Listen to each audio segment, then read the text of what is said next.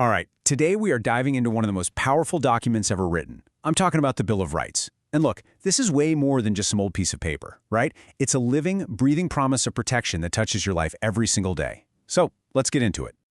You know, this single idea, it is the key to understanding everything. The founders believed that liberty wasn't some gift that the government handed out. No, it was a right you already had. The government's job isn't to give you freedom, its job is to protect the freedom that's already yours. That one little shift in perspective, it changes everything. So here's how we're going to break this all down. First, we'll look at why this thing was even needed in the first place. Then we'll jump into the 5 big freedoms that really define our public life. After that, we'll cover your rights when you're dealing with the justice system, and we'll wrap up with the powers that are kept specifically for you in the states. Okay, let's start at the very beginning. The Constitution had just been drafted, right? But for a lot of people, something major was missing. There was this real, deep-seated fear of a big, powerful central government. So they demanded a clear, written guarantee that their individual liberties would be safe. And it's a totally fair question. I mean, think about it. After fighting a whole war against a powerful king far away, a lot of Americans were really skeptical of the new Constitution. They looked at it and said, hold on, where are the guarantees for us, the individual people? They wanted a clear line drawn in the sand, something to make sure this new government wouldn't turn into the very monster they just defeated. This slide shows how perfectly these two documents work together. It's like this. The Constitution builds the engine of government. You know, all the gears and pistons that give it power and make it run.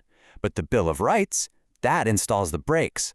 The Constitution says what the government can do, and the Bill of Rights says what it absolutely cannot do. And boom, there it is. This quote just nails it. The Bill of Rights is that line in the sand. It's a clear, permanent message to anyone in power saying this far and no farther. It establishes this sacred ground of individual liberty where the government is just not allowed to go. So now we get to what many people consider the absolute cornerstone of American freedom, the First Amendment. But here's the thing, it's not just one right. It's actually a super powerful bundle of 5 different freedoms that all work together to support a free and open society. That's right, 5 distinct but totally interconnected freedoms, all packed into one powerful little sentence, and each one makes the other stronger. Together, they create this space where ideas can be challenged, where the truth can be sought, and where we, the citizens, can hold our leaders accountable. Just think about how this whole machine works. Freedom of religion protects your own personal conscience. Freedom of speech lets you say what you think out loud. A free press acts like a public watchdog. The right to assemble lets us come together and organize, and the right to petition gives us a direct way to demand change from the government. See? They all form this incredible engine for a healthy democracy. All right, next up, we're going to look at a bundle of rights that protect you when you're at your most vulnerable, anytime you have to interact with the legal system. Amendments 4 through 8. These are the real backbone of American justice. They're all about making sure the process itself is fair. So these amendments, they guarantee some absolutely crucial protections. The government can't just barge in and search your stuff without a really good reason. You have a right to a public trial that happens in a reasonable amount of time. You can't be forced to testify against yourself. That's huge. And critically, it ensures that any punishment has to actually fit the crime and not be something barbaric. Let's zero in on this term, probable cause. This is such a critical concept. It means that law enforcement can't search you or your home just on a whim or a hunch. No, they need actual, concrete evidence that a crime has been committed. It's a powerful shield for your privacy against government overreach. And once a legal process gets started, that's when due process kicks in. You could think of this as the master rule that says the game has to be played fairly for everyone.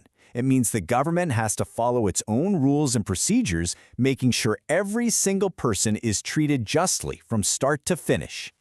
And even when a case is over, there are still protections. Double jeopardy means that once you're found innocent of a crime, that's it. The government can't just keep trying you over and over and over again, hoping for a different result. It provides a sense of finality and protects people from being hounded by the state. All right, our final section. Here, we're going to explore a core idea that's really behind everything we've talked about so far. It's the principle that the ultimate power doesn't actually sit with the federal government. Instead, it stays with the states, with the people, and within the privacy of your own home. This last group of rights really draws some clear boundaries. The Second Amendment protects an individual's right to self-defense. The third, and you don't hear about this one much today, guarantees the privacy of your home by saying the military can't just move in. And then you have the 9th and 10th Amendments, which are this amazing 1-2 punch that checks federal power. They basically say, hey, you have more rights than we could ever list here. And, by the way, any power we didn't specifically give to the federal government, that belongs to the states, or to you.